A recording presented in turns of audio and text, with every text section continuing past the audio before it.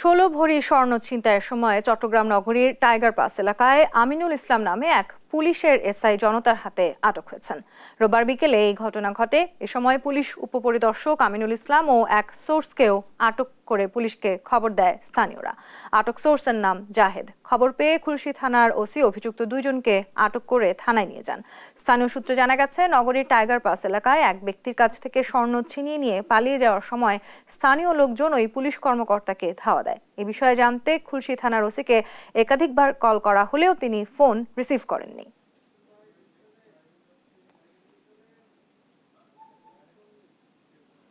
এ বিষয়ে আরো জানাতে চট্টগ্রাম থেকে সরাসরি যোগ দিচ্ছেন সহকর্মী একেএম নাজিম। নাজিম, স্বর্ণ আটক নিয়ে আর কি খবর আছে আপনার কাছে?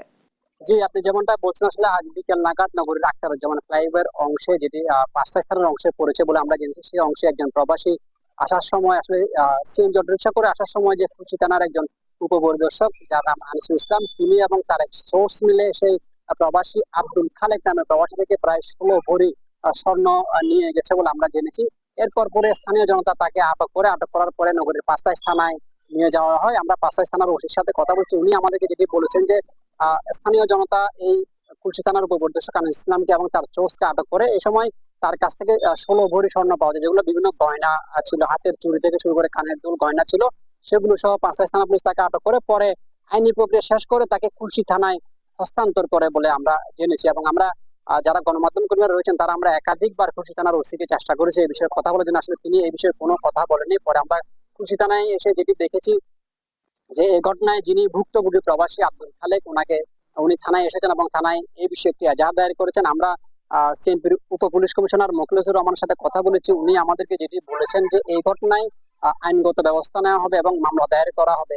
এই যে উপপরিদর্শক আনিসুল ইসলাম যে স্বর্ণ ছিনতাইয়ের ঘটনায় জড়িত ছিলেন, এর আগেও আসলে তার বিরুদ্ধে বিভিন্ন অভিযোগ ছিলেন বলে আমরা বিভিন্ন মাধ্যমে জানতে পেরেছি। কারণ আনিসুল ইসলাম সোর্সের মাধ্যমে বিভিন্ন নিরপরাধ মানুষকে হয়রানি করতে এবং যেটি বিভিন্ন মাধ্যমে আসলে জেনেছি এবং সেটি সূত্রটি এখনো নিশ্চিত হয়নি। তবে সেই আনিসুল ইসলাম স্বর্ণ চোরাকারদের সাথে জড়িত বলে আমরা বিভিন্ন মাধ্যমে খবর পাচ্ছি। তবে স্বর্ণ ছিনতাইয়ের ঘটনায় স্থানীয়রা তাকে আটক করেছিল। আটক করে পুলিশে ৫টা থানা পুলিশ নিয়ে গেছিল। কিন্তু এই বিষয়ে খুলশী থানা পুলিশের ওসি সহ যারা ছিলেন তাদের মধ্যে এক ধরনের লুকোচুরি ছিল, কারণ তারা গণমাধ্যম কর্মীদেরকে তেমন সহযোগিতা করতে চাননি। আমরা এসে এই যে থানায় এসেছিলাম খুলশী থানায়, সে খুলশী থানার যে ভুক্তভোগী প্রবাসী খালেক, সে থানায় এসেছিলেন, তার সাথে আমরা বারবার কথা বলতে চেয়েছিলাম, কিন্তু থানা পুলিশ আমাদেরকে সে ভুক্তভোগীর সাথে কথা বলতে দেয়নি। তারা বারবার মামলা দায়ের পরে এই বিষয়ে পরবর্তীতে বিস্তারিত জানানো হবে। তবে আমরা একটু আগে দেখেছি যে মামলার বাদী আব্দুল খালেক, তাকে পুলিশের একটি ভ্যানে করে নিয়ে যাওয়া হয়েছিল। আসলে কোথায় নিয়ে যাওয়া হয়েছিল বা কি কারণে নিয়ে যাবে সেটা আমরা পাইনি। তবে আমরা বিভিন্ন মাধ্যমে যেটি জেনেছি যে আখতারুজ্জামান যে ফ্লাইওভার, সেই ফ্লাইওভার অংশ আসলে এটি একটি অংশে ৫টা থানার আওতাধীন পড়ায় তাকে ৫টা থানা পুলিশ নিয়ে যায়। ৫টা থানা পুলিশ নিয়ে যাওয়ার পরে তাকে আইনি প্রক্রিয়া শেষে তাকে খুলশী থানায় হস্তান্তর করে। কিন্তু খুলশী থানায় এখনো আমরা সেই উপপরিদর্শক এবং তার যে সোর্স সে থানায় আছে কিনা বা সেটা আমি জেনে নিই। তবে বিভিন্ন মাধ্যমে জেনেছি যে সে থানায় আটক রয়েছে। এই বিষয়ে মামলা দায়ের হচ্ছে। মামলা দায়ের পরে এ বিষয়ে বিস্তারিত জানতে পারবো। তবে খুলশী থানা পুলিশের যে খুলশী থানার ওসি শেখ নিয়ামতুল্লাহ, তার কাছ থেকে আমরা তেমন কোনো তথ্য পাইনি।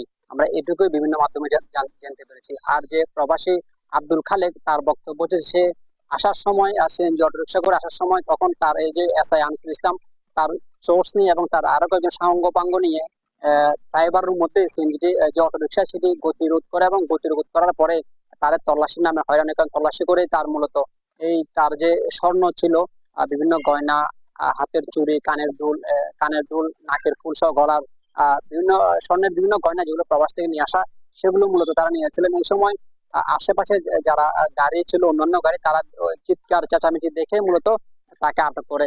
তারপর পরে আসলে ৫টা থানা পুলিশ খবর পাওয়ার পরে তাকে নিয়ে যায়।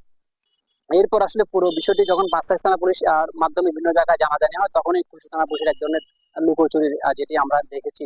এবং ওসিও আসলে খুলশী থানার যিনি ওসি, ওনাকে আমরা একাধিকবার ফোনে যোগাযোগ করেছিলাম। থানায় এসে তিনি আমাদের সাথে কোনো রকমের এই বিষয়ে তথ্য দিতে রাজি হননি।